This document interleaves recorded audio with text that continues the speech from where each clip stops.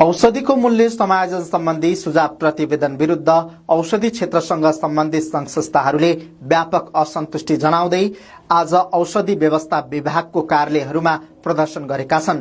नेपाल औषधि उत्पादक संघको नेतृत्वमा बनेको औषधि स्वास्थ्य सेवा तथा स्वास्थ्य सामग्री सरोकार समितिले काठमाडौँ स्थित औषधि व्यवस्था विभागमा कालो मास्क सहित धरना दिँदै विरोध जनाएको छ।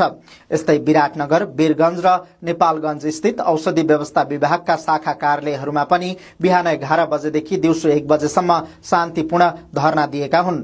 विरोधमा उत्रिएका प्रतिनिधिहरूले जेठ 27 गते स्वास्थ्य तथा जनसंख्या मन्त्री प्रदीप पौडेललाई बुझाइएको औषधिको मूल्य नीति सुझाव समितिको प्रतिवेदन प्रति गम्भीर आपत्ति जनाएका छन्। उनीहरूले उक्त प्रतिवेदन सेवा व्यवसाय र लगानीकर्ताको पक्षमा नरहेको भन्दै प्रतिवेदन खारेज गर्न र सरकारवालाको सल्लाहमा नयाँ ढंगले प्रतिवेदन तयार गर्न स्वास्थ्य मन्त्रालयको ध्यानाकर्षण गराएका छन्। औषधि उत्पादक संघका अध्यक्ष एवं प्रतिवेदन समितिका सदस्य समेत रहेका महेश प्रधानले प्रतिवेदन हतारोमा तयार पारिएको र सरकारवाला संघ संस्थाको सहभागिता बिना अघि बढाइएको भन्दै आफूले नोट अफ डिसेन्ट लेखेको जानकारी दिएका छन्।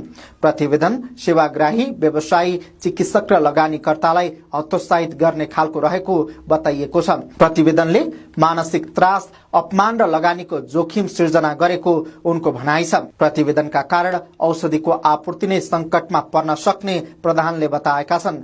प्रधानले संवाद र वार्ता मार्फत समाधान खोज्न सरकारलाई आग्रह गर्दै सरकारले शीघ्र प्रतिक्रिया नजनाए थप आन्दोलनात्मक कार्यक्रम अघि सार्ने चेतावनी दिएका छन्।